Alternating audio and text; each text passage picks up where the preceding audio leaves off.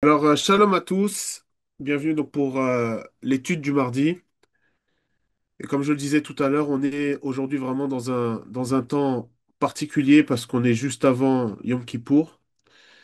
Et on va essayer vraiment, au travers de cette étude, de pouvoir vraiment nous préparer pour que ce temps de Kippour soit vraiment un temps rempli de signification, entre guillemets, que ça soit vraiment un temps qui nous permette d'avancer. Alors, juste peut-être en introduction, on voit vraiment comment l'actualité elle est très mouvementée depuis ces derniers jours. Entre le début de Rosh Hashanah et aujourd'hui, on a vu comment la France a fait justement son acte de reconnaissance. Ensuite, on voit comment le discours du Premier ministre Netanyahou à l'ONU, comment il a été un discours assez fort, assez profond.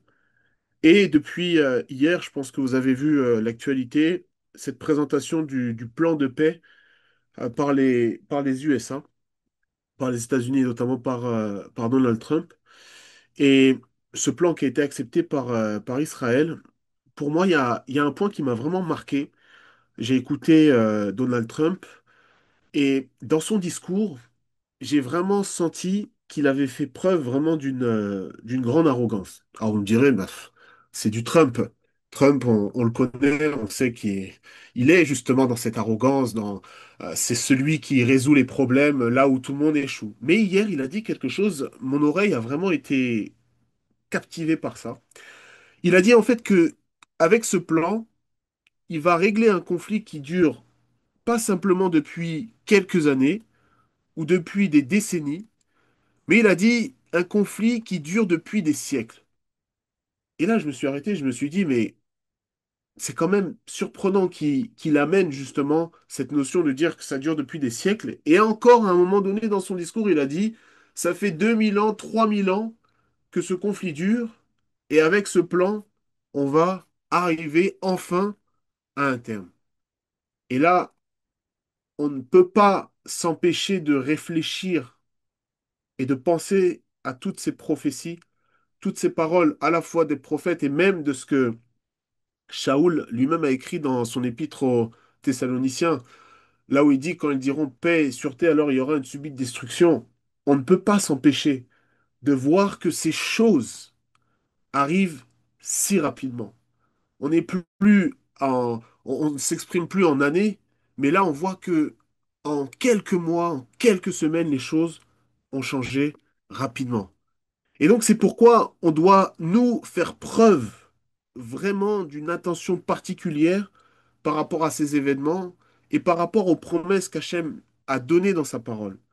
Il y a quelques mois, on avait vu ensemble ce passage dans Pierre, dans 2 Pierre 3, au verset 14. On avait étudié ensemble, pour celles et ceux qui se souviennent, on avait vu comment Shimon Kefa, il avait parler des événements des derniers jours et qu'il nous transmettait un avertissement dans le verset 14.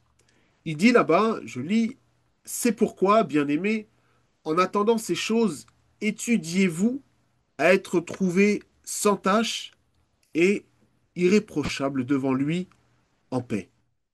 Et ce verset, lorsqu'on l'avait étudié ensemble, on avait vu que l'idée de s'étudier, c'est vraiment l'idée d'être vigilant, d'être en alerte, de faire attention. Alors oui, il faut être en alerte par rapport à l'extérieur, par rapport à l'environnement qui nous entoure, donc c'est ce que j'ai expliqué, mais aussi il faut être en alerte par rapport à l'intérieur, c'est-à-dire par rapport à nous-mêmes, par rapport à notre manière de vivre et par rapport à nos actions. Et dans ce même verset, il nous dit qu'il faut être trouvé devant lui Béchalom. Alors je vais poser ma première question, comme je l'ai dit que j'allais poser des questions. Je vais essayer de faire appel à votre mémoire. Lorsque j'avais parlé, je crois que c'était au mois de juin, donc il y a seulement 3, 4 mois, on avait dit quelque chose sur cette notion de Béchalom. Est-ce qu'il y a quelqu'un qui se souvient de ce qu'on avait dit? N'hésitez pas à lever la main. Ou sinon, je vais poser la question autrement. Qu'est-ce que la notion d'être trouvé en lui en paix, comme on le voit dans le verset 14, qu'est-ce que cela évoque pour vous? Qu'est-ce que cela signifie? Alors, je vais prendre deux réponses. Je vois qu'il y a Christian et Xavier qui ont levé la main, donc on va prendre ces deux réponses-là. Je pense que c'est être, se sentir sans péché, qui marche droit dans les commandements que Yeshua nous a laissés et les commandements d'Hachem. D'accord, Hormis. Hmm. d'accord. Merci, Christian. Il y avait Xavier qui avait levé la main aussi. Oui, je dirais bien que pour moi, la paix, c'est Yeshua. Il n'y a de paix qu'en Yeshua.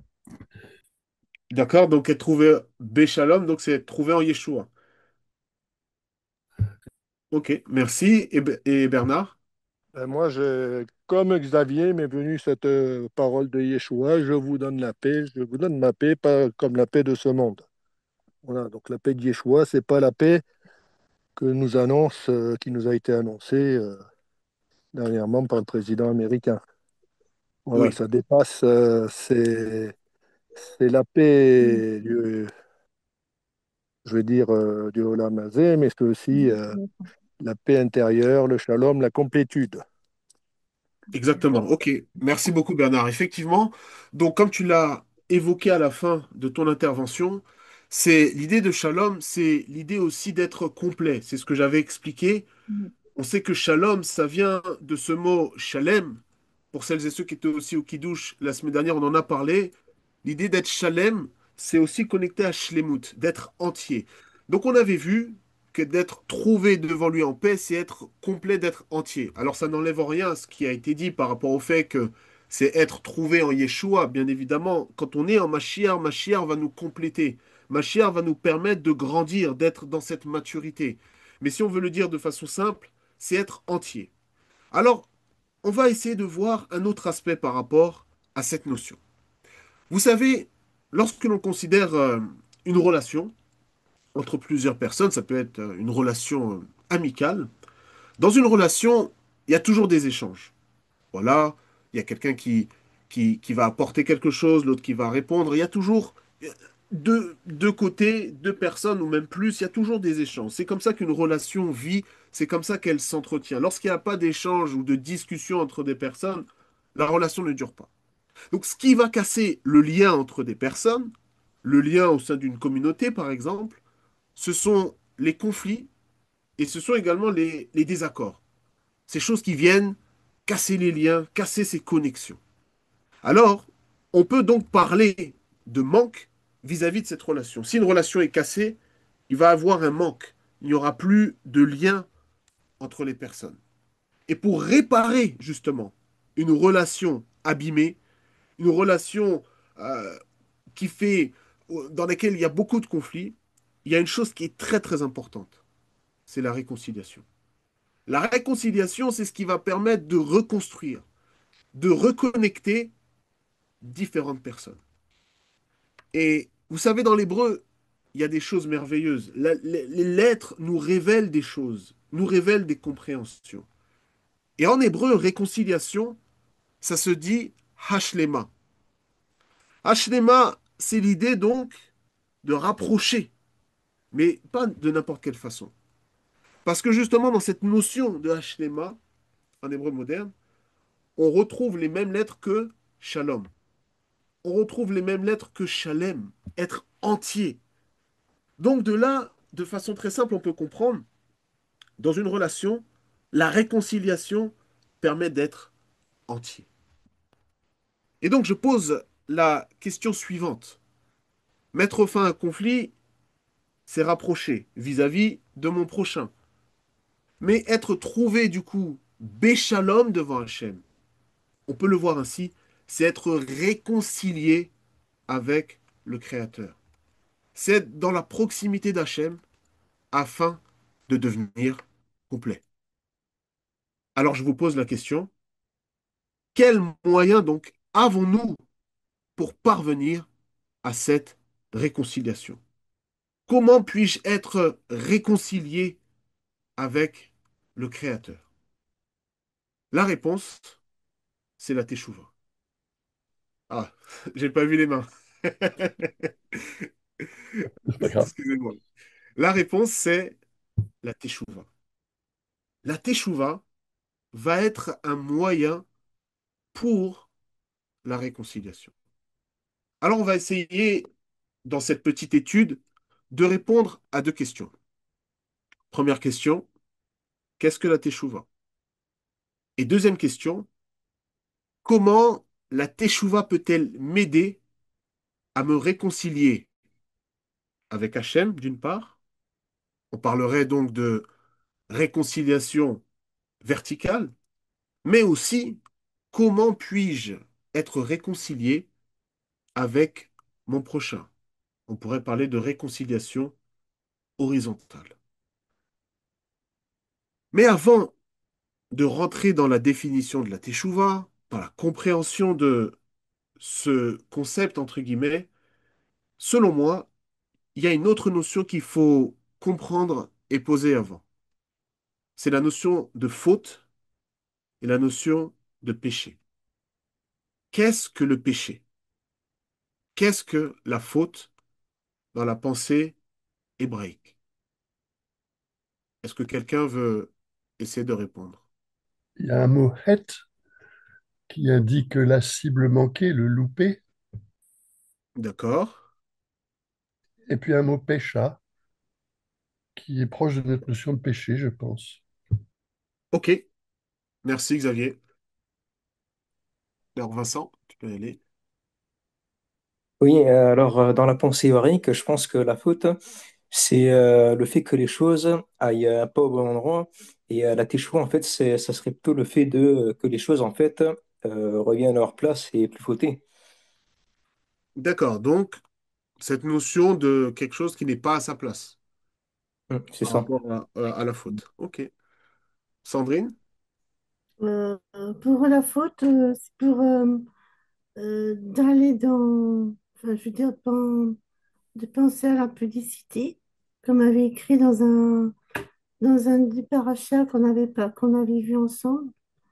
Et donc, et pour le péché, ben, c'est vraiment de glisser, de se détacher de la voie de Hachem.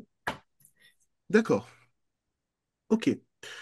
Merci, merci pour vos réponses. Effectivement, dans la pensée hébraïque, il y a plusieurs mots pour définir cette notion de péché, d'iniquité, de transgression. Et celui qu'on va voir ensemble, il a été évoqué par Xavier, c'est le mot chet. Le mot chet, qui est composé de trois lettres, on a la lettre chet, la lettre tet et le aleph.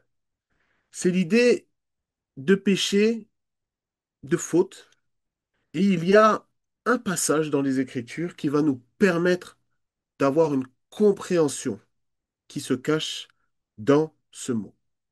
Alors, si vous avez le- vos Bibles, vos Bibles pardon, avec vous, je vous invite à prendre dans le livre de Juges, Juges chapitre 20, et on va considérer deux versets, le verset 15 et le verset 16. Juges chapitre 20, versets 15 et 16.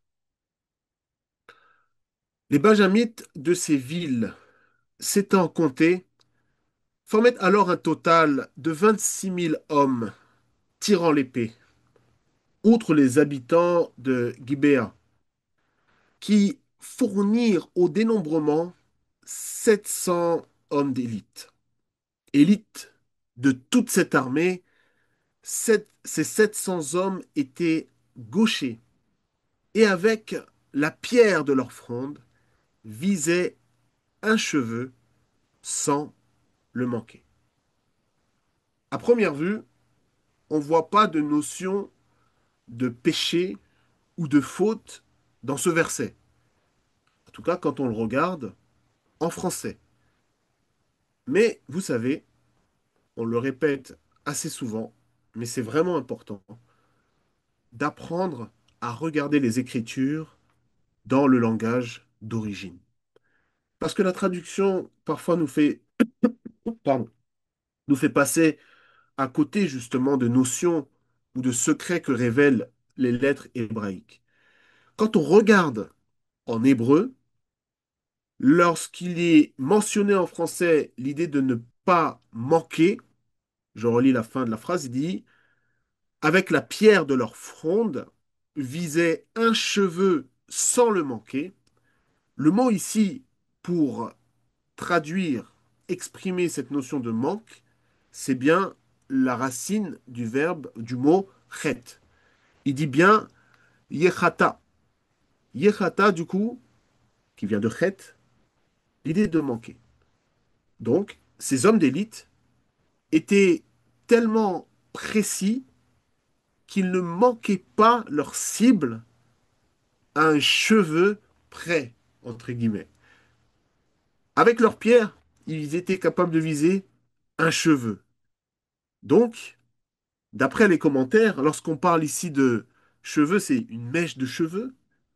Et ils n'avaient pas ils ne se trompaient pas dans leur cible. Donc, ils étaient vraiment précis. Donc, comme cela a été dit tout à l'heure, Chet, c'est manquer la cible. C'est passer à côté de quelque chose. La cible, ça peut être le chemin de la Torah, le chemin de la sagesse. Donc, si un homme passe à côté de cette cible, c'est-à-dire qu'il va abandonner cette voie, qu'il ne va pas respecter ou suivre les commandements qui sont issus de cette voie. À l'inverse, si l'homme pratique les commandements qui sont issus de cette voie, alors il sera dans le chemin de droiture. C'est là où on peut avancer la notion de sadique. Donc, très important à comprendre, cette notion de chet, on parle de chataïm au pluriel quand on veut définir les pécheurs. Et on va voir un enseignement justement qui est donné par le roi Shlomo dans le livre des Proverbes pour voir un petit peu ce qui se cache dans cette notion de chet ou de chataïm. Allons donc dans Proverbes et on va prendre le chapitre 13 et le verset 21. Proverbe 13 et verset 21. Là-bas, il dit la chose suivante. Le mal poursuit les pécheurs. Chataim teradef ra'a. Le bien est la récompense des justes. Ve'et sadikim yeshalem tov. D'un côté, les chataim, de l'autre côté, les tzadikim. Les chataim, ils sont poursuivis, nous dit le texte, poursuivis par le mal. Teradef, je ne sais pas si vous vous souvenez, il y a un passage je crois que c'est dans Bamidbar, où il est dit, euh, Moshe parle, il dit, Tzedek, Tzedek, Tirdof. La justice vous poursuivrez. C'est le même mot, enfin la même racine en tout cas. Teradef, donc, c'est être poursuivi par le mal. Mais ici, on peut déjà s'interroger, se poser une question.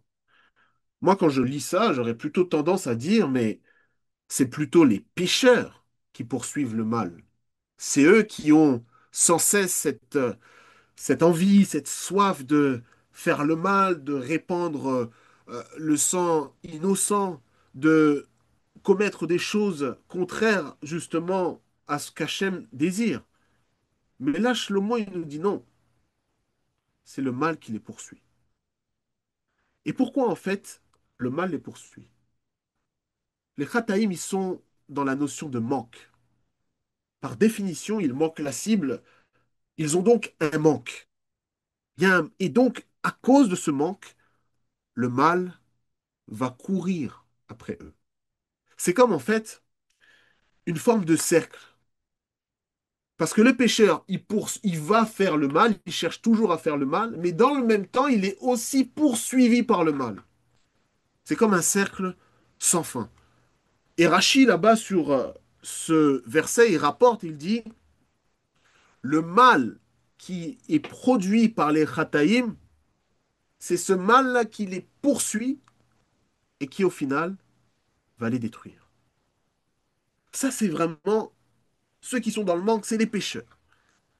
En revanche, les tzadikim, là, le langage, il est différent. Le langage qui est employé par Shlomo ici nous dit tzadikim yeshalem tov. Je répète, tzadikim yeshalem tov. Si vous avez bien entendu, dans yeshalem, on entend, ou en tout cas, on retrouve les mêmes lettres qui sont dans shalom. C'est la même racine. Les mêmes lettres qui sont aussi dans shalem. Donc littéralement, en fait, ce que le texte dit, c'est que les tzadikim, eux, ils sont payés ou récompensés par le Tov. Donc on voit ici deux notions associées au tzadikim. La notion d'être complet, mais aussi la notion de Tov.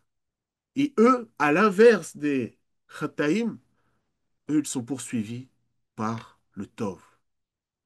Et donc ça, c'est extrêmement important parce que ça va justement nous aider à comprendre cette démarche, cette notion de Teshuvah.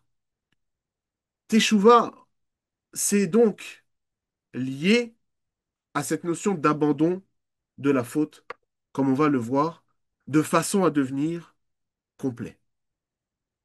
Mais quand on parle de Teshuvah, qui est donc pour moi une réponse à ce problème de péché, on va dire ça de façon simple, je ne rentre pas dans les détails, c'est que la Teshuvah, en fait, c'est, comme on le voit dans la racine du mot, c'est faire demi-tour, faire un retour, revenir. Et on peut même parler d'une certaine manière de réparation. Mais attention, même si parfois, par abus de traduction, on utilise ce terme, la teshuva, ce n'est pas la repentance. C'est véritablement pas la repentance. Et pourquoi?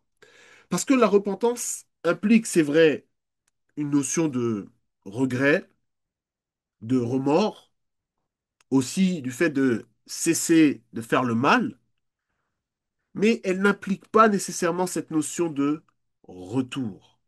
Et c'est là la différence majeure, selon moi. S'il manque cette dimension de retour, alors il n'y aura pas cette notion de revenir à Hachem. Il y a une dimension incomplète. Mais la Teshuvah est bien un retour. Un retour, donc, ça implique un mouvement. Je pense que vous êtes d'accord avec moi. Si je dis je retourne à un endroit, je me déplace.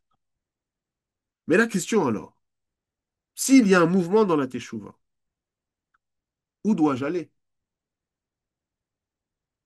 L'autre question serait, s'il y a un mouvement, vers qui dois-je me diriger? Deux questions importantes. Et pour un peu répondre à ces deux questions, il y a là-bas un psaume du roi David qui va nous aider. C'est le psaume 25 et le verset 8. Là-bas, on va voir une définition qu'on pourrait attribuer à la Teshuvah. Donc, c'est le psaume 25 et le verset 8. Il dit, l'Éternel est bon et droit, aussi montre-t-il aux pécheurs le chemin. Hachem est Tov, Hachem il est Yachar, comme dit le texte. Et parce qu'il est Tov, et parce qu'il est Yachar, alors il montre ce chemin, ce derer au Chataïm. Alors donc, à la question où dois-je aller, ben, je dois revenir à la source. Je dois revenir à mon lieu d'origine. Vers qui dois-je me diriger? Je dois me diriger vers Hachem. Et c'est là l'essence même du mouvement de la Teshuvah. Et Yeshua, Mashiach ben Yosef, Mashiach ben David, il a donné un enseignement qui est vraiment profond sur la notion de Teshuvah. Comme on le sait, Yeshua a beaucoup enseigné en paraboles. Alors on va voir une parabole qui va illustrer la Teshuvah. Allons voir dans la Brit Hadasha, dans Luc, là-bas au chapitre 15.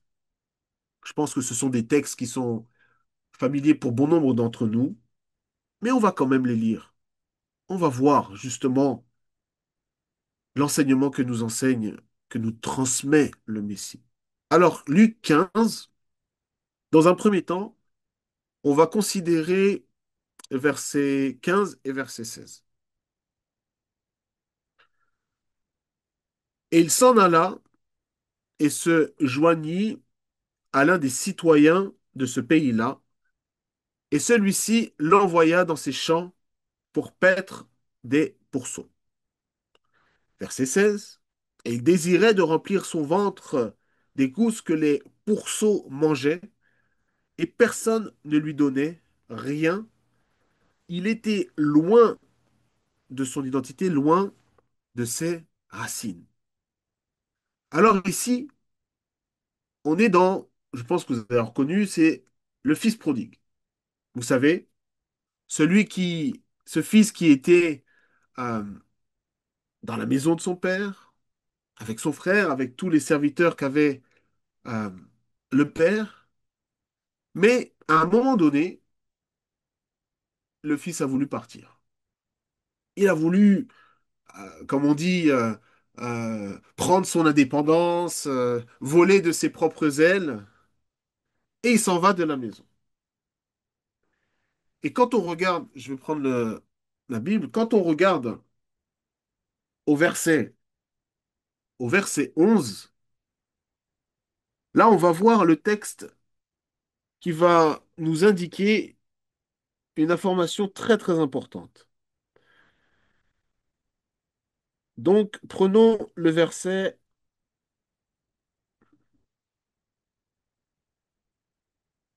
13. Il dit, dès qu'il eut rassemblé des fonds suffisants, le plus jeune fils partit de chez lui pour un pays éloigné. Là, il dilapida son argent en vivant de manière insouciante. Verset 14. Mais après avoir tout dépensé, une grande famine survint dans tout le pays et il commença à connaître des difficultés. Regardez bien, le verset, le verset 13 précise qu'il est parti dans un pays éloigné. Pourquoi dans cette parabole on nous précise que le pays était éloigné?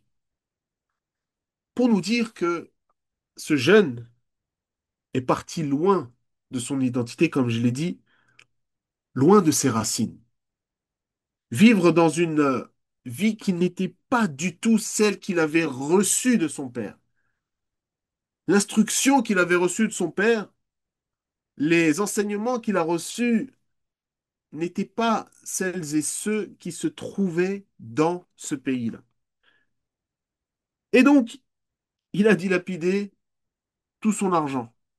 Il s'est amusé, il a fait la fête, et il a peut-être eu des soirées, des repas bien arrosés. Mais arrivé à un moment donné, vous savez, les choses sous le soleil, elles ne durent pas. Elles ont un début, elles ont une fin. Et parfois, Hachem, il permet des situations aussi, comme pour nous réveiller, parce qu'on tombe dans une forme de sommeil. Mais Hachem, il permet qu'il y ait des situations, parfois des embûches, des difficultés non pas pour notre mal, mais pour qu'on puisse se réveiller et ouvrir nos yeux. Et c'est ce qu'on voit au verset 15. Au verset 15, on voit qu'il est donc dans une situation compliquée dans ce pays-là, et donc il va chercher à travailler. Il va arriver et on va lui proposer, on va lui offrir un travail, on va dire ça comme ça, et il va être envoyé dans les champs. Et là, dans les champs, ben, il va aller s'occuper des pourceaux. Alors vous savez, c'est pas anodin. Si là, dans cette parabole, on se retrouve avec ce jeune homme qui maintenant est avec les pourceaux, c'est forcément qu'il y a un enseignement à comprendre. C'est pas un détail anodin. Vous savez, en hébreu, comment on dit un, un cochon? C'est chazir. Peut-être vous avez déjà entendu ce mot, chazir.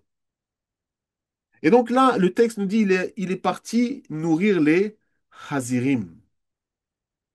Le mot chazir, lorsqu'on considère dans l'hébreu mishnahik, chazar, c'est remettre quelque chose à sa place. Un objet qui n'est pas à sa place, hop, on le remet. C'est cette notion-là. Quand on parle de répétition, la répétition par exemple, de la Hamida, c'est chazara. C'est aussi la même racine. Pourquoi donc est-ce si important?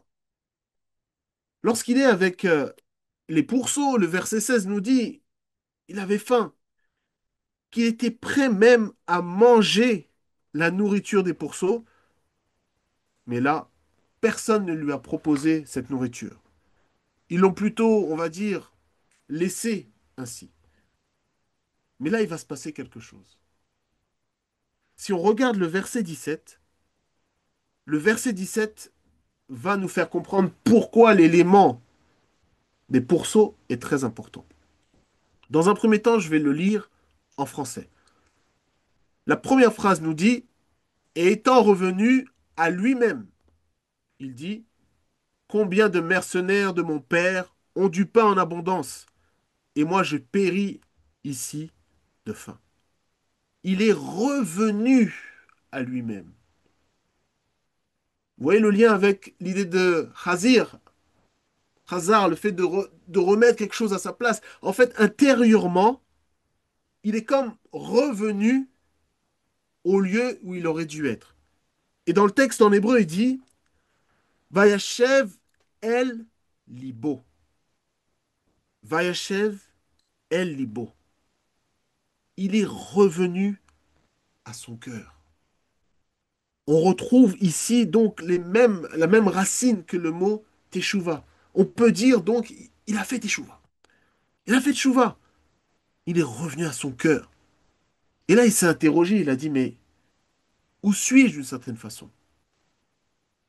Je ne peux même pas manger la nourriture des pourceaux là où, chez mon père, les méchants, les mercenaires, non seulement ils ont du pain, mais ils ont du pain en abondance. Donc là, on voit un premier indice par rapport à la teshuva. La teshuva, c'est déjà de revenir à soi-même. Pour le dire ainsi, c'est reprendre ses esprits d'une certaine façon, pour voir clair. Parce que le manque de clarté qui est causé par la faute, qui est causé par le fait de manquer la cible, nous empêche de voir clair. C'est comme des ténèbres épaisses. Et au verset 18, il dit, je vais aller vers mon Père et je dirai, j'ai péché contre toi. Et non seulement contre toi, mais avant il dit, contre le ciel. Il dit, Chatati la shamaim ulfanecha, et aussi devant toi. J'ai manqué le but. Je me suis éloigné du chemin. Mais on voit, heureusement d'ailleurs, qu'il n'a pas péri dans le chemin. Il n'a pas simplement eu du remords, pas simplement regretté d'avoir quitté la maison de son père. Il aurait très bien pu regretter, dire ok, c'est vrai, j'ai fait une erreur, je reste là où je suis. Ou j'essaie de me débrouiller pour changer la situation dans ce pays lointain. Mais non, il est revenu à lui-même. Et par ce retour qu'il a fait à lui-même, il est aussi retourné chez son père. Il y a eu un retour intérieur, un retour, on va dire, spirituel, mais un retour aussi physique. Donc, il a eu, il n'a pas eu le même cœur qu'au départ. Parce que lorsqu'il part de chez lui, il part avec une certaine force, on va dire, une certaine fierté, une envie vraiment de passer à autre chose. Mais là, on voit qu'il a su comme changer son cœur. Et là, on voit l'essence de la véritable teshuva, c'est un cœur changé, un cœur qui est transformé. Et là, le fils, il a fait preuve aussi d'humilité. Bien souvent, c'est le problème dans le manque de teshuva, c'est l'orgueil. L'orgueil est comme une barrière, une muraille qui entourait la ville de Jéricho, qui empêche justement d'atteindre et de rentrer dans la véritable teshuva.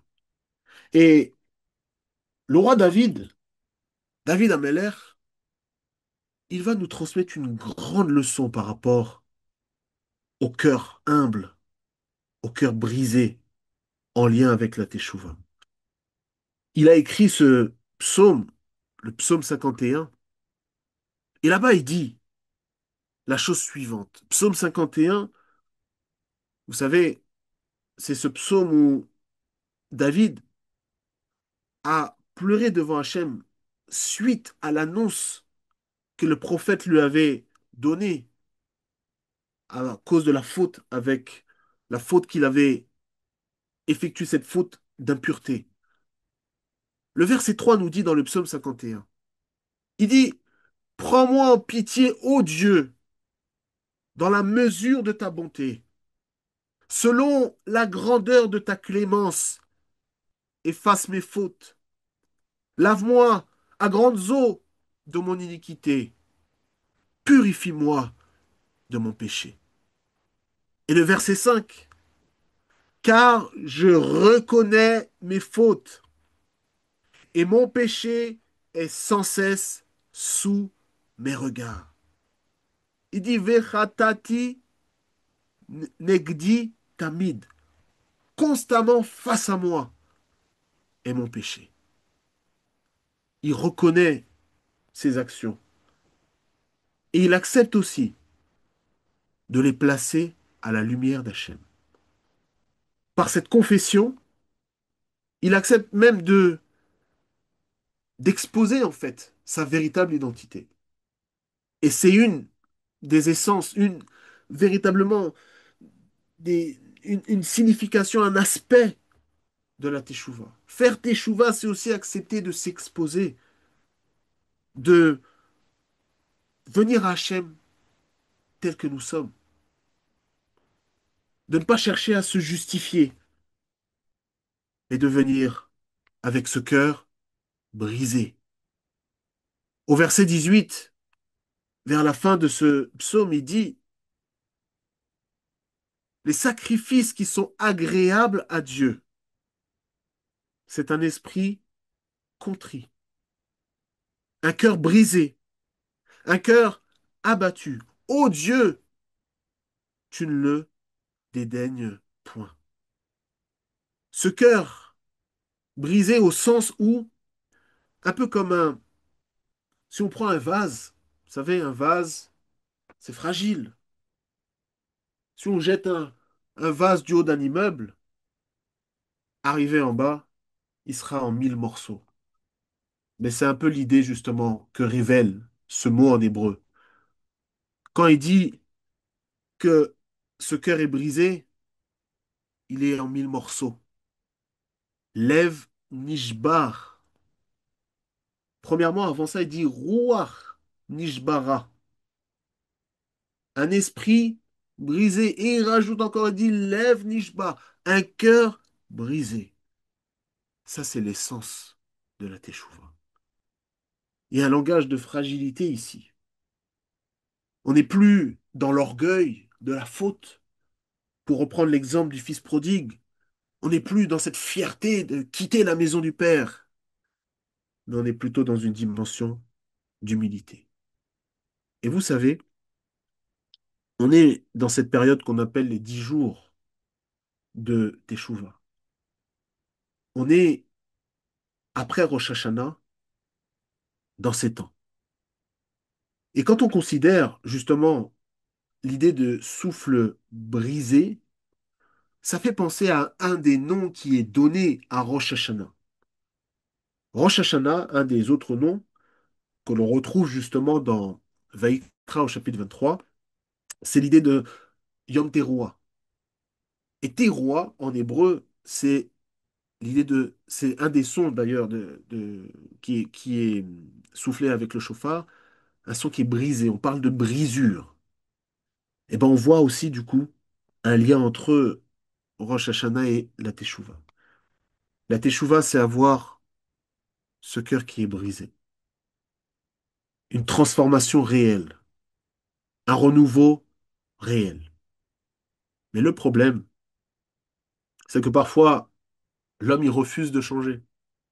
Il refuse de reconnaître ses fautes, ou il va plutôt faire une teshuva d'apparence, les larmes d'apparence, le visage contrit, mais simplement en apparence, pas un cœur qui veut vraiment changer. Et il y a une petite histoire, pour un peu illustrer tout ce que je viens de dire. C'était un jour dans un royaume, il y avait un roi. C'était un roi qui souhaitait, à l'occasion de l'anniversaire de son couronnement, il voulait faire du bien, voilà, et puis notamment il voulait gracier les prisonniers. Donc dans une prison, l'annonce a été passée à ces prisonniers enfermés. On leur a dit, le roi souhaite vous libérer prochainement, lors de l'anniversaire de son couronnement. Alors les prisonniers étaient contents, ils allaient enfin pouvoir retrouver le goût de la liberté. Mais cette liberté n'était pas sans condition. Quelle était la condition? C'était d'écrire une lettre afin de remercier le roi. C'est-à-dire, merci au roi pour cette grâce que vous m'accordez malgré ma faute, mes manquements. Vous permettez que je puisse être libéré.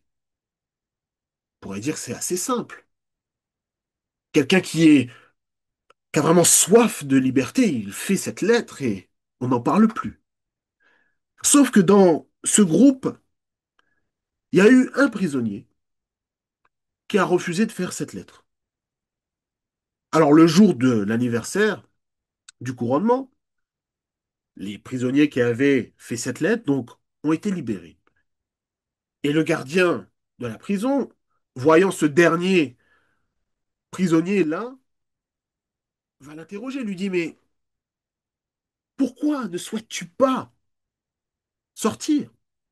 Il lui met une petite claque pour le réveiller. Peut-être que cette personne n'a pas réalisé l'occasion, l'opportunité de pouvoir sortir de sa situation.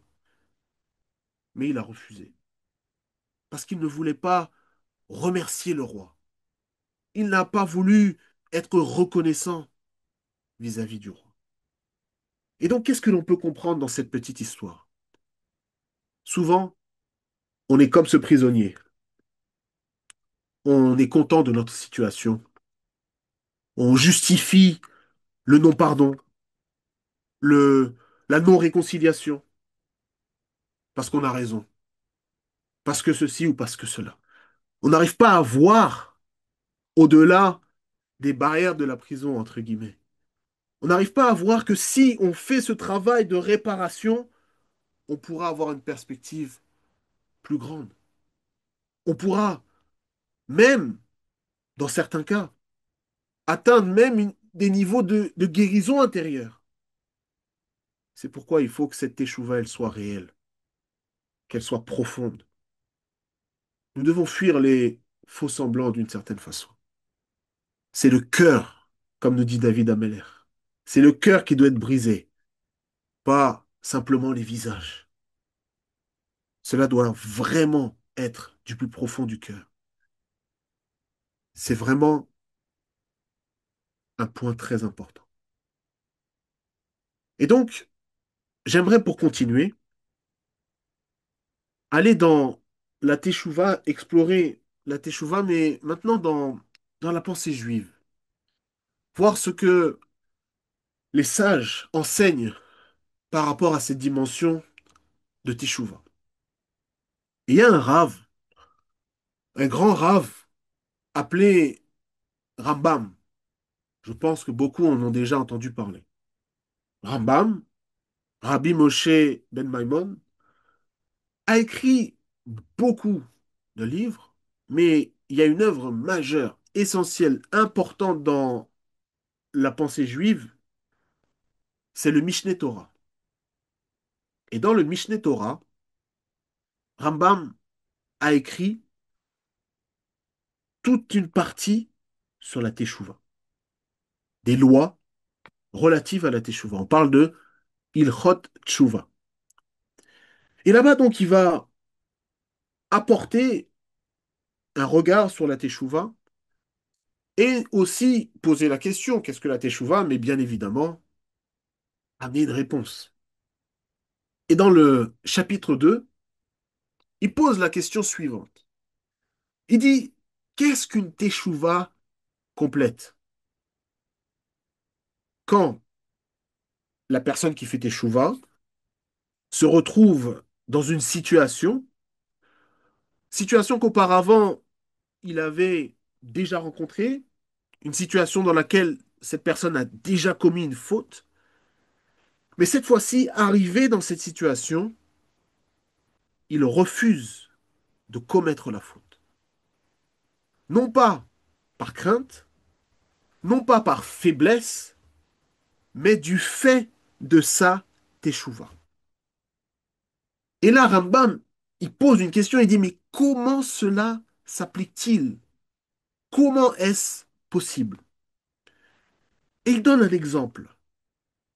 Il dit, par exemple, si il a eu, donc cet homme, en l'occurrence dans l'exemple du Rambam, si cet homme a eu des rapports interdits avec une femme, et qu'après un certain temps, il se retrouve de nouveau avec cette femme-là, et il précise, il dit, s'il se retrouve seul, alors qu'il a toujours, cet homme, un sentiment d'amour vis-à-vis de cette femme, des sentiments toujours aussi forts, il se retrouve dans la même ville, la même région, le même pays, tout est pareil. Mais là, il dit, cet homme, il va s'abstenir de transgresser. Rambam nous dit, cet homme, lui, c'est un Baal Tshuva.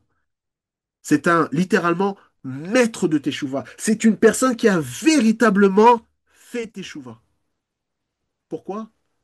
Parce que, en dépit du fait que tout était pareil, il aurait pu faire la faute.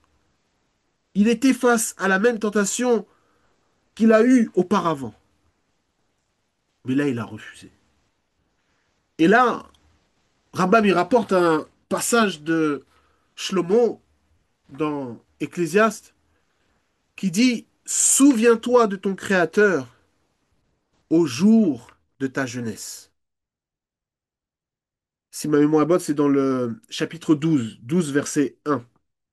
Souviens-toi de ton Créateur au jour de ta jeunesse. Pourquoi au jour de ta jeunesse? Ah bah, jour de ta jeunesse, ça veut dire les jours où tu as la force, tu es dans la vigueur, la force de l'âge. On peut l'interpréter autrement. Souviens-toi de ton Créateur au jour de ta jeunesse, c'est aussi lorsque tu es dans des situations où la difficulté est vraiment présente. Quand tu es face à quand tu es face à ces situations, souviens-toi de ton Créateur pour ne pas commettre la faute. Mais c'est vrai que c'est assez surprenant quand même de voir justement cette teshuva réelle, ce qu'on appelle en hébreu la teshuva gemura. C'est surprenant parce que on se dit mais comment un tel homme une telle personne, c'est un homme, dans l'exemple du Rambam, ça peut être une femme, peu importe, un être humain. Elle dit, mais comment il arrive à ne pas faire la même chose alors que tous les paramètres sont identiques? Et on sait que l'être humain est un être d'habitude. Vous savez, les habitudes, on a du mal à les lâcher, à les abandonner. Mais en fait, ici, il y a un point qui est très, très important. Ce qui est important, c'est qu'on voit justement la dimension de changement. Avant, justement, d'avoir fait ce retour, cette échouva, cet homme-là était comme emprisonné. Emprisonné par son Yetzer Hara. Ça me fait penser un petit peu à ce que Shaoul décrit dans Romains 7, là où il dit qu'il veut faire la Torah, il veut accomplir les mitzvot, il veut servir Hachem, il prend plaisir à la loi de Dieu selon l'homme intérieur, mais il n'arrive pas à l'appliquer. Cet homme-là, dans l'enseignement de Rambam, il est dans la même situation. Il est piloté par son Yetzer Hara. Mais par contre, après la Teshuvah, c'est un changement complet. Il n'est plus contrôlé par son Yetzer Hara. Mais là, il est contrôlé justement par cette inspiration divine. Là, sa volonté et son vrai Ratson est libéré. Libéré pour servir Hachem. Libéré pour rencontrer le Créateur. Comme le fils prodigue qui revient à la maison. Je ne l'ai pas lu, mais le texte dit dans la fin de cette parabole que le père, il l'a vu de loin. Il n'a pas attendu qu'il vienne devant la porte. Au loin, il l'a vu. Et il a accouru, il est parti rejoindre son fils. Lorsqu'on fait échouva, Hachem, il vient à notre rencontre, tandis qu'on va vers lui, alors il vient aussi vers nous. Et là, les bras ouverts pour justement nous accueillir. Donc, ce qui est important, comme je l'ai dit tout à l'heure, c'est d'abandonner, de ne pas être dans une force, de ne pas marcher dans la force de la transgression, dans la fierté de la transgression, je vais l'appeler ainsi, mais d'avoir vraiment un cœur brisé et un cœur bas. C'est ce que nous dit littéralement le verset là-bas dans le psaume 51, abattu. Et donc c'est ça qu'on doit avoir, c'est cette kavana qu'il nous faut pour Yom Kippour, d'avoir le désir d'une véritable teshuva. Et lorsque l'on va avoir cette teshuva réelle, teshuva gemura pour reprendre le terme de Rambam, alors là on va plus faire dos à Hachem, mais on va faire face à Hachem. On sera plus mort, mais on sera véritablement vivant. C'est pourquoi, vous savez, pendant ces 10 jours, dans la Hamida, il y a des paroles qui sont rajoutées. Et dans ces paroles, on demande à Hachem de nous accorder la vie. Je vais prendre mon sidou justement pour lire ces paroles-là, parce que c'est important. On demande à Hachem vraiment de nous accorder cette vie, qu'on soit inscrit pour la vie, qu'on puisse produire aussi la vie. À la fin de la première bénédiction dans la Hamida, on dit Zachenu lechaim, souviens-toi de nous pour la vie. C'est-à-dire, inscris-nous pour la vie dans ce monde-ci, mais aussi de façon à ce qu'on puisse hériter la vie dans le monde futur. On ne peut pas espérer la vie dans le monde futur si on ne vit pas cette vie avec Hachem ici-bas. C'est pas possible.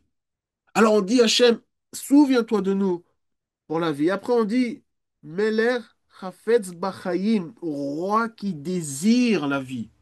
Tu es un roi qui ne désire pas la mort, mais qui désire la vie, qui désire que chaque être humain fasse tchouva, qui revienne au Créateur. Et c'est ce qu'on demande à Hachem, qu'on puisse revenir à lui qui est notre Créateur. Et on dit, Kadvenu besefer chaim, inscris-nous dans le livre de la vie. Et après, à la fin, on dit, Lemanach Elohim chaim, en ta faveur, Dieu vivant. Pour que, par ton pouvoir, par ta force, que nous puissions véritablement être dans cette dimension de vie. Autrement dit, on dit à Hachem, nous voulons vivre pour toi. Nous voulons plus vivre pour nous-mêmes. Ce fils prodigue, il a voulu vivre pour lui-même. Il a cherché son propre intérêt. Il est parti loin, mais il est revenu. Comme nous aussi, nous voulons revenir. Et nous voulons plus faire les choses de nous-mêmes, mais nous voulons une teshuva réelle pour apprendre à vivre cette parole d'Hachem et manifester Mashiach. Être des vrais disciples de Mashiach. C'est ce que nous souhaitons, tandis que nous sommes dans cette nouvelle année, nous sommes dans cette saison, dans ce temps important. Que vraiment cette pensée puisse remplir nos cœurs, tandis qu'on va rentrer dans Kippour, que vraiment chacun d'entre nous, nous puissions être dans cette teshuva réelle et profonde.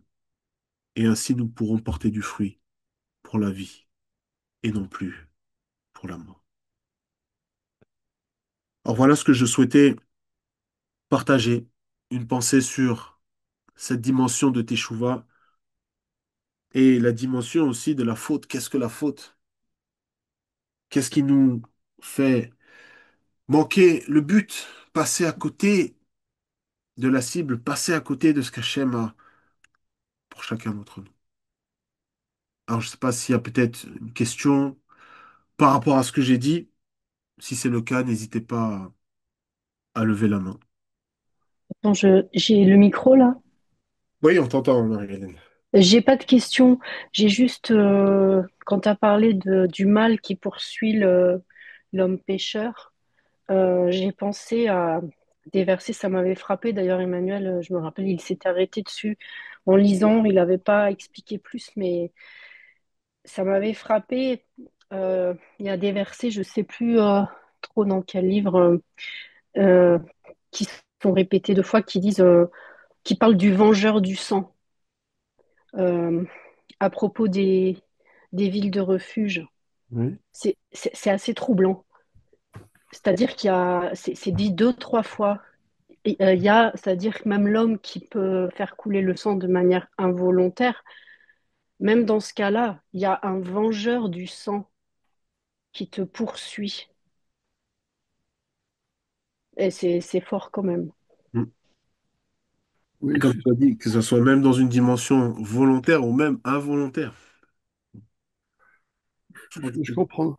Je comprends ça, c'est que c'est une notion qui existait dans la civilisation de l'époque, comme aujourd'hui en Corse, par exemple, c'est le devoir de venger la famille. Obligation, quoi, en fait, hein. Bah, moi, je le réduirais pas à une notion culturelle. Je pense que quand le Rav l'a souligné, je Mm. pense pas que c'était vraiment de ça dont il était question. Je pense que c'est plus profond que ça. Mm. Oui, merci Marie-Hélène pour ce partage.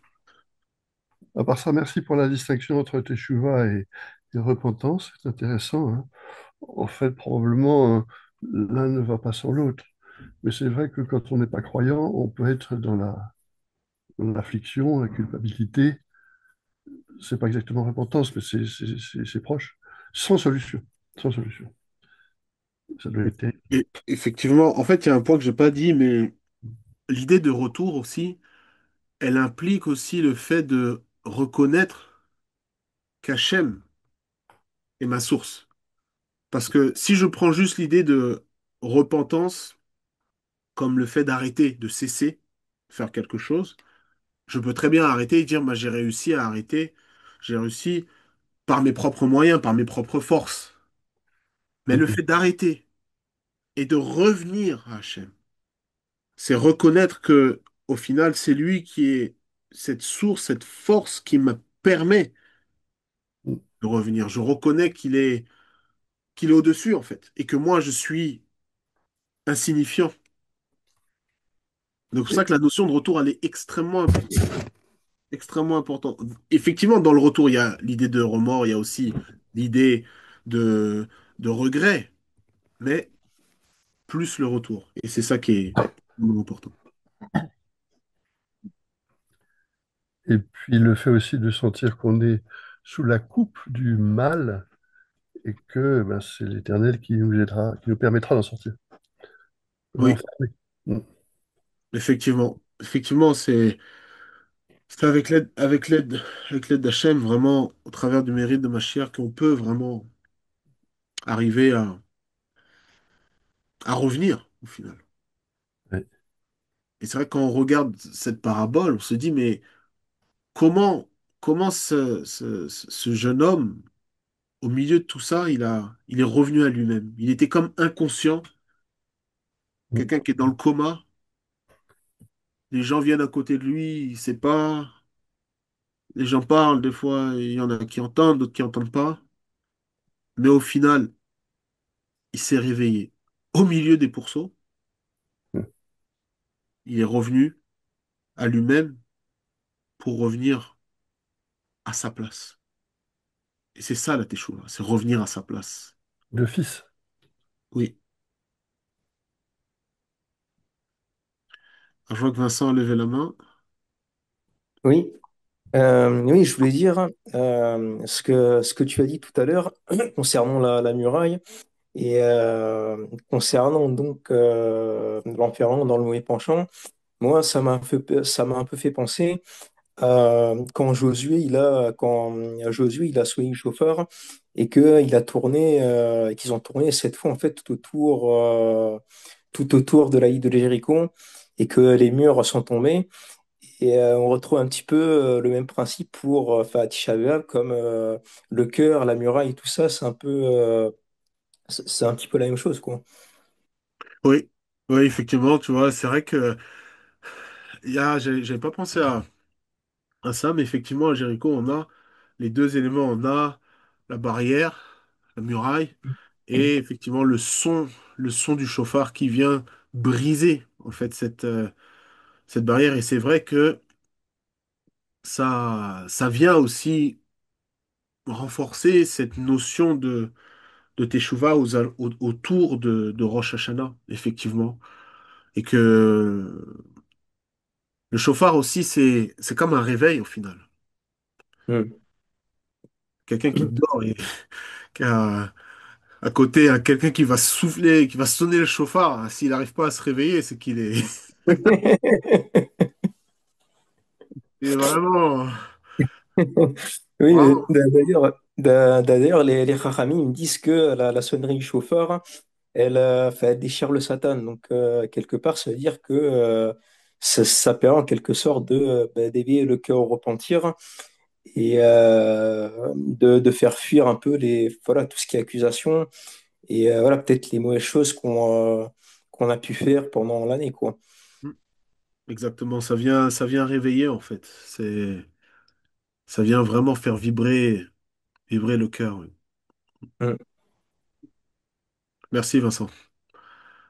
Oui, moi je pensais au niveau du jeune homme qui est parti, enfin qui a quitté sa famille, tout ça, qui a demandé son héritage, parce que je pense qu'il a été peut-être attiré par le monde, les gens qui vivaient, il les a vus. Donc ça l'a attiré, puis il est tombé, voilà, il a chuté, quoi.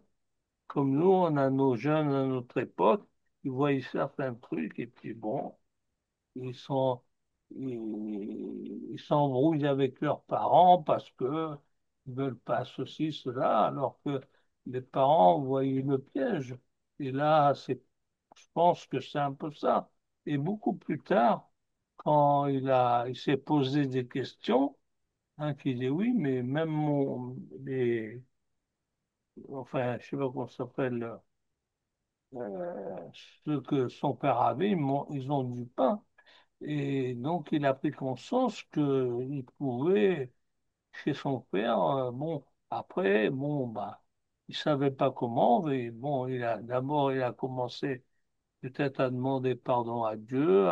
Après, il a été voir son père pour lui demander pardon, mais c'était pas dans sa tête pour reprendre sa place au même titre qu'il était parti, tu vois.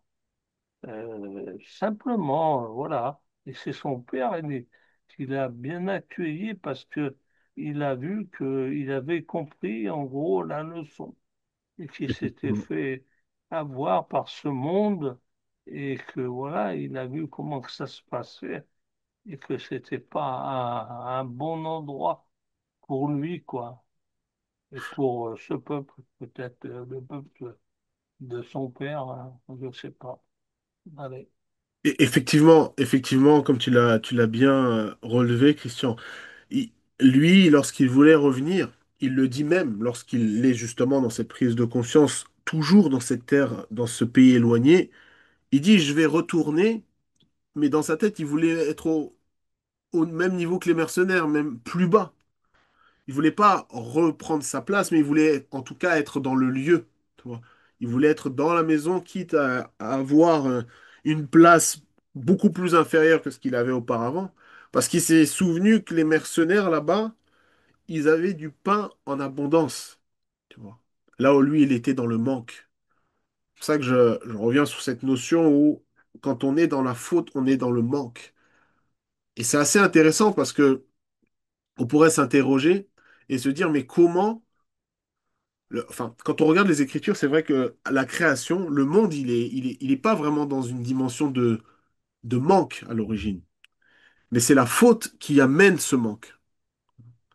Donc l'homme qui est dans la faute, il va être constamment dans le manque.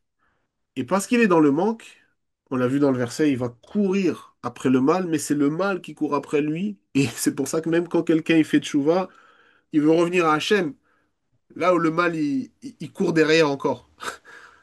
Il y a encore des anciennes choses qui veulent essayer de faire glisser des embûches, etc. Mais comme tu l'as dit, effectivement, il voulait pas reprendre sa place. C'est son père qui l'a comme remis à sa place. Merci, Christian. Alors, Alors, sur ce sujet-là, j'ai deux remarques, puis ensuite j'ai encore une autre remarque. Sur le fils prodigue, là, la première chose qui me frappe, c'est qu'on n'a pas l'impression qu'il regrette. Il revient après à admis, bon, j'ai péché contre le ciel et contre toi, mais quand il est dans la mouise avec ses cochons, là, on a l'impression qu'il simplement, il se dit, j'ai une solution, je vais retrouver mon père, mais on n'a pas l'impression qu'il regrette la faute qu'il a commise. Et l'autre remarque que je me fais, c'est que tout l'argent qu'il a dépensé ne lui a pas procuré le moindre ami. Il se retrouve tout seul avec ses cochons là. Il n'y a personne qui prend soin de lui ou qui s'intéresse à lui.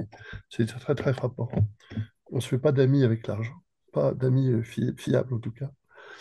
Et le dernier point, c'était par rapport, c'est tout à fait autre chose par rapport à ce que tu disais au début, mais je crois que beaucoup le savent déjà. En araméen, il y a deux mots pour dire paix et qui sont traduits par le même mot en grec et donc en français, parce qu'on n'a pas l'équivalent. Il y a shlama, donc la paix donnée par le Seigneur, la complétude, on n'a besoin de plus rien d'autre que le Seigneur qui est là. Et puis il y a saina, qui est la paix faite par les hommes. Et Yeshua fait bien la distinction entre les deux. Et là, dans ce que on est en train d'essayer de bâtir, c'est évidemment comme l'ONU d'ailleurs, hein, on est en train d'essayer de bâtir le sign, mais ça marche pas. effectivement. Et alors, pour revenir sur ce que tu as dit, pour moi, quand il revient, quand le texte dit qu'il revient à lui-même, moi, je vois là aussi une forme de regret.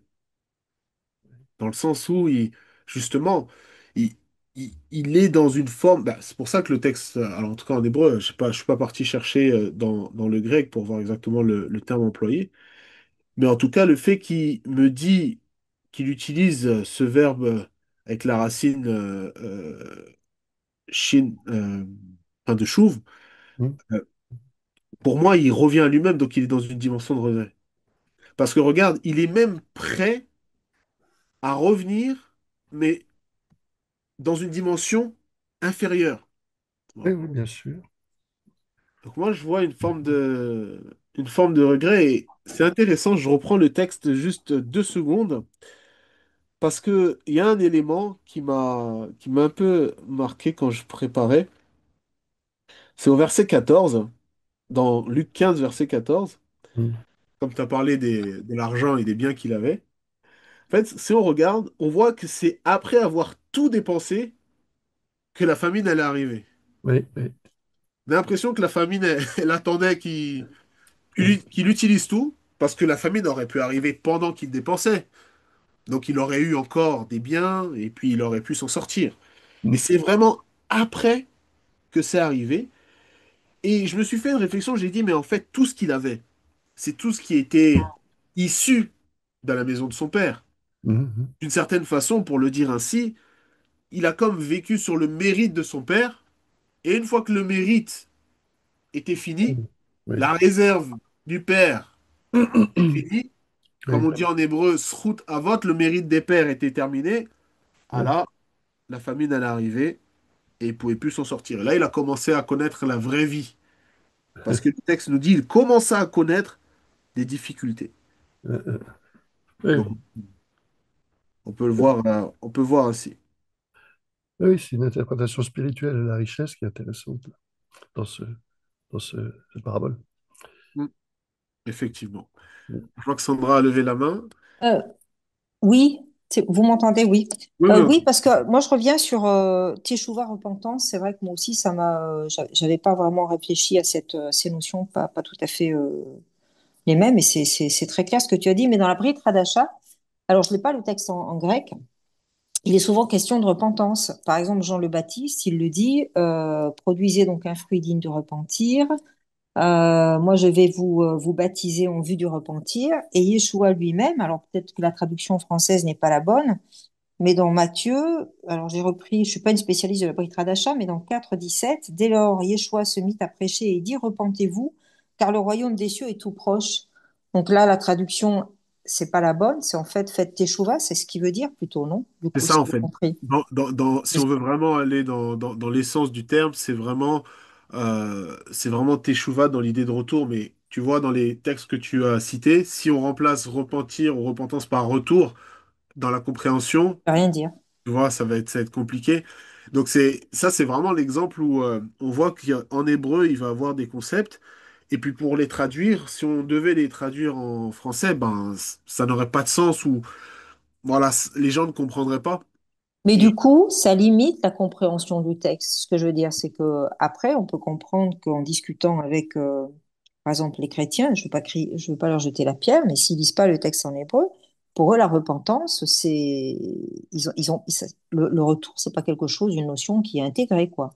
voilà, si on prend le mot repentance, même d'un point de vue étymologique, il n'y a pas cette notion de retour et cette notion le fait de cesser, le fait de regretter, des remords, mais il n'y a pas vraiment, enfin, il n'y a pas du tout Mm. cette notion de retour. Alors, moi, Alors, j'ai pas le texte en grec. Je sais pas si quelqu'un l'a en grec. Peut-être qu'en grec, il y a une notion de retour, mais moi non plus, malheureusement, je ne l'ai pas. bah, moi non plus, je l'ai pas en grec. Mais je pourrais éventuellement essayer de regarder quel est le mot qui est employé. Mais ce que je voulais dire, c'est que, alors, d'un point de vue pratique, effectivement, quand une personne lambda qui va passer d'une dimension où elle est athée, où elle va croire en Hachem, indirectement, il y a cette dimension de retour. Tu vois, quelqu'un qui était dans le mal, qui était dans le grand banditisme et qui vient et qui donne son cœur au Seigneur, bah, forcément, il y a une dimension de retour, mais elle est, je dirais, elle n'est pas dans le mot en lui-même, tu vois, c'est une Mm. dimension spirituelle, effectivement, c'est une dimension pratique, mais c'est pas inclus vraiment directement dans le mot. Là où Teshuvah, il y a, entre guillemets, pas de débat, c'est dedans.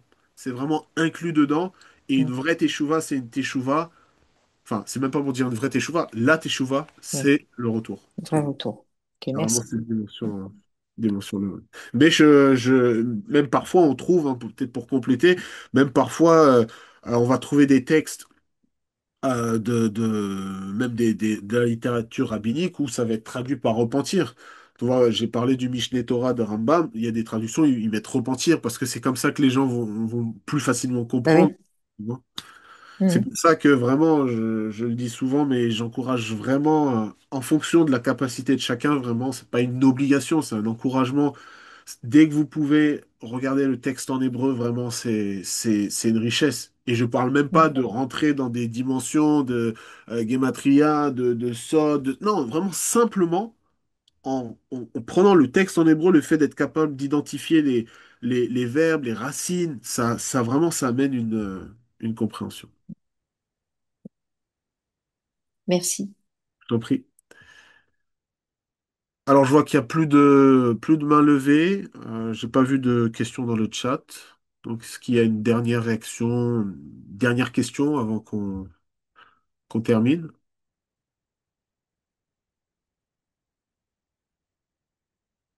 Alors, non. Oui, Ah, juste un mot. Euh, Par rapport à ce qui vient d'être dit, là, c'est pas l'original de l'évangile, c'est pas en grec, hein, c'est en araméen. Et le mot est tourou, qui comme l'équivalent de chouvu. Et je lis se repentir, contrition, pénitence. Donc la racine tour apparemment ne comprend pas de marche, quoi, comme repentir, de marche vers le Seigneur, de retour vers le Seigneur. Mais encore une fois, pour moi, je ne comprends pas comment on peut dissocier l'un de l'autre, quoi. Si on se repent, on revient au Seigneur. Enfin, on va vers le Seigneur. alors, Bon, c'est pas dissocié. Je oui. dirais, en fait, c'est que l'un n'inclut pas forcément l'autre. C'est-à-dire que si tu as dans la dimension de Tchouva, dimension de retour, tu as le full package d'une certaine façon. Oui, Tu vas oui. avoir les remords, les regrets, tu vas cesser, mais tu vas vraiment retourner. Alors que si tu prends, toi qui aimes beaucoup l'étymologie, si tu Oui. prends l'étymologie de repentance, repentir, il n'y a pas cette notion de retour dedans. Alors, à sens inverse, est-ce que quand Shaoul reconnaît sa faute là, mais qui se repent pas vraiment, est-ce qu'on n'a pas justement un chouve, un retour sans repentance? C'est-à-dire, Ben, il reconnaît qu'il a eu tort de laisser faire ce qu'il a laissé faire dans la ville là, hein, son péché qui lui a valu de perdre la royauté, quelque chose de beaucoup. ah, tu vois, heureusement que je t'ai fait, parce que je n'avais pas compris. Donc là, on parle du roi. Ok. Oui, du roi Shaoul, oui, ce Shaoul, pardon. Ah oui, oui, c'est vrai, ce Shaoul-là. Donc il Oui. dit, il reconnaît il revient en fait pas à travers le prophète vers Dieu qui lui parle, mais comme on sait bien, il ne fait pas vraiment repentance. Donc là, on a la dissociation dans l'autre sens, hein. Il revient, mais il ne se repent pas. Mais en fait, c'est ce que j'ai expliqué. En fait, Ouais, tu peux avoir une forme de retour, oui, mais un retour superficiel. oui, oui. Tu vois. Tu peux avoir quelqu'un qui va demander pardon, mais c'est un pardon. Bon, allez, je te demande pardon, allez, désolé. Alors que la personne a commis quand même des choses graves, a vraiment euh, porté préjudice à l'autre personne. On dit, oh, bon, pardon, allez, désolé, ou avec quelques larmes. Oui, Combien de fois on voit malheureusement des situations, même dans l'actualité, on voit beaucoup dans la dimension de la famille, par exemple, même des couples, un homme qui va être violent avec sa femme, et puis, ou inversement. Et puis, il va avoir les larmes, oh, excuse-moi, je te demande pardon, etc. Et puis, un mois après, il recommence. Et puis, on voit ça. Parce oui, qu'il existe une teshuva, ou plutôt un retour superficiel. Et ce que David Ameller il nous enseigne.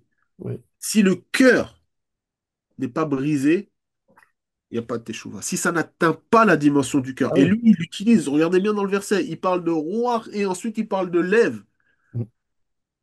Si ça n'atteint pas cette dimension-là, Oui, bah, c'est sûr. si c'est simplement émotionnel, je pleure. Et pour ça, des fois, il faut faire attention parce que oui, l'émotion, oui, mais la réalité du cœur, je crois que c'est vraiment le message Mm, mm, mm. que je retiens en tout cas dans cette dimension de Teshuvah. Ouais. Je Un crois dernier mot, parce que je me suis trompé en regardant mon dico, là, c'est rigolo. Il y a tout avec un aleph derrière, qui veut dire se repentir, je vous parlais, mais le mot qui est employé, c'est tour, avec un het, et celui-là, il vaut bien dire revenir, se convertir. Ah, Voilà, donc la traduction chouve est bonne, quoi. d'accord. Mm. Merci beaucoup.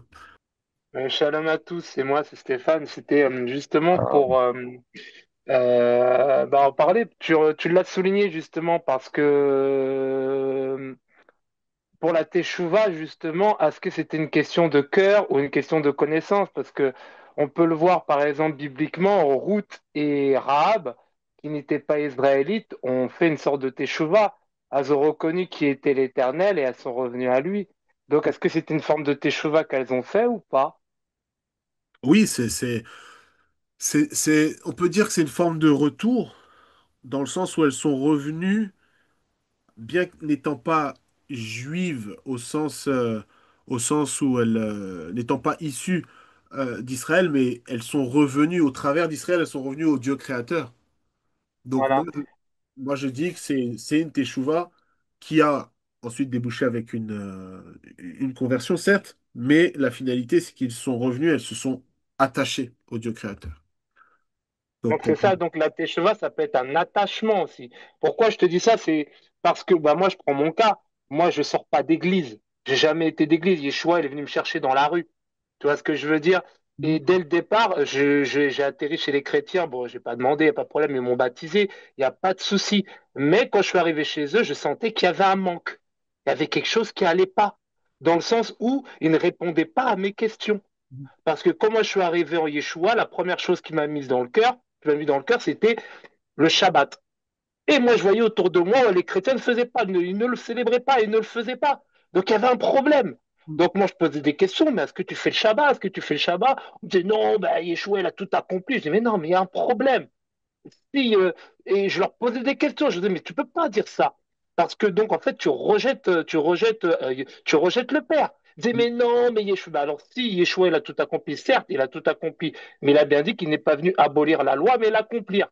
Donc, il me disait, mais non. Et donc, tu vois, donc, il y avait cette recherche derrière jusqu'à aujourd'hui, jusqu'à la Keilah. Donc, cette échouva-là, c'était vraiment là aussi la recherche. Parce que quand tu as ce désir-là de connaître Yeshua dans son entièreté, dans sa judéité, tu n'as pas de problème avec ça. Est-ce que c'est une question de barrière aussi? Je ne sais pas, parce que j'étais pas dans les églises, donc j'ai pas eu aussi comment dirais-je, c'est pas cet endoctrinement, mais tu vois, ces choses oui, je qui comprends. peuvent Ouais. voilà, Formatage.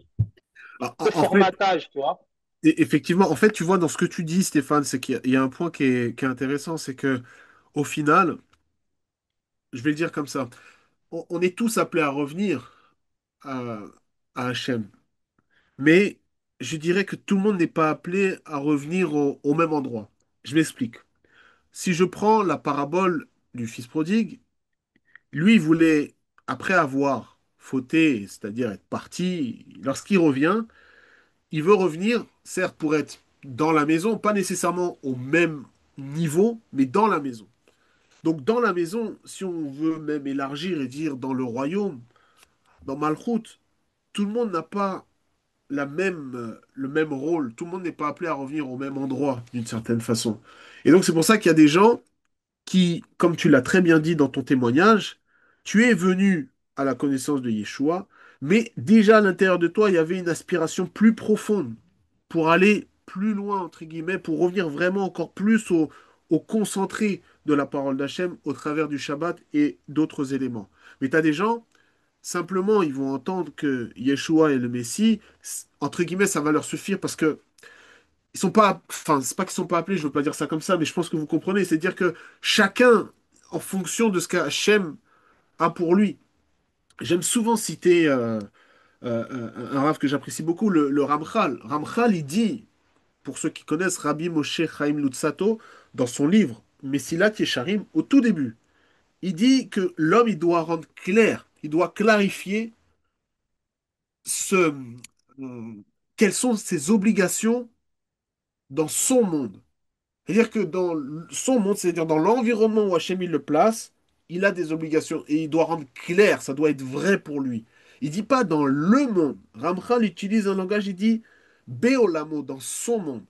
Alors, dans son monde, on peut le comprendre ainsi, dans l'environnement où Akadosh Baruch Hu, il l'a placé. Mais Bon, justement, la question que je voulais te poser, Willy, c'est est-ce que tu penses que c'est pas par rapport à la manière dont Yeshua est venu te chercher? Parce qu'il y a aussi, tu sais, quand on vient te chercher de manière abrupte, de manière forte, ça te marque. Donc quand ça te marque, tu as besoin de le sentir. Moi, j'avais besoin de le sentir. La manière dont il est venu me chercher, c'était pas possible. Je veux dire que, en fait, quand je suis arrivé là-bas, c'était trop léger, en fait trop léger, ça. Il n'y avait pas de profondeur. Et c'est ça, pourquoi? Parce que la manière dont il est venu me chercher, c'était pas possible. Je me suis dit, c'est trop. Il m'a tapé, tu vois, il m'a tapé dans le cœur. Donc la manière dont il m'a tapé dans le cœur, j'avais besoin de le voir comme il m'avait tapé, en fait, de le sentir, de le vivre. et Donc, est-ce que c'est une question d'appel ou c'est une question de, de puissance à travers la manière dont il est venu t'attraper. Tu sais, je vais répondre comme ça. C'est que, en réalité, chacun va avoir une. Hachem, il va agir différemment avec chacun. C'est-à-dire, peut-être que toi, tout de suite, Hachem, il voulait te placer dans ce lieu de profondeur, entre guillemets. T'as d'autres personnes qui vont, dans leur vie, passer par d'autres étapes. Tu vois, pour au final arriver peut-être à ce niveau de profondeur aussi, mais qui va s'étaler sur le temps. Ça va peut-être se faire en 2 ans, 5 ans, 10 ans, 20 ans, peut-être même 30 ans. Et peut-être après 30 ans, la personne elle va réaliser, elle va dire, ah, mais le Shabbat, ah, mais la Torah, c'est réel. Alors que pendant 30 ans, elle disait le contraire, mais il y a eu une progression, en fait, il y a eu un cheminement. Et c'est pour ça qu'on est tous appelés à cheminer dans ce que Hachem a pour nous, en fait. Et chacun aura une histoire différente. Je suis sûr que là, si on prend le témoignage de chacun ici présent, de voir comment Hachem il nous a amenés justement à nous retrouver en ce jour-là, à étudier ensemble, on a tous une histoire différente. Hachem aura utilisé une autre personne, telle chose différemment. Et c'est ça, en fait, la beauté aussi du Créateur, la beauté de cette parole qui est vivante, qui est dynamique. C'est pas une recette, tu vois. Par exemple, tu veux faire une recette, tac, tac, tu fais la même chose, tu refais la recette. Mais là, non. C'est dynamique, c'est vivant. Et c'est là la beauté, justement, d'Hachem. Bah, merci Willy, parce que moi je ne savais pas si c'était une question d'endroit ou de temps. La vraie question c'était ça en fait. Est-ce que c'est le temps ou l'endroit où tu te trouves? De l'endroit qui te voile ou le temps que Hachem a choisi pour toi?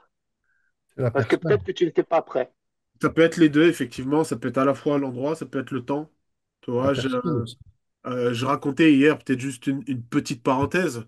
Hier, ou avant-hier, je racontais, quand on était à la Keila, je racontais, j'ai fait une partie de mes études juste à côté de la Keila. J'étais à une rue de la Keila, tu vois. Et le samedi, je venais pour, quand je faisais mes études. Mais je suis jamais passé devant la Keila, tu vois. Je suis jamais passé dans cette rue. C'était pas le moment, juste à côté. Mais c'était pas le temps qui était venu.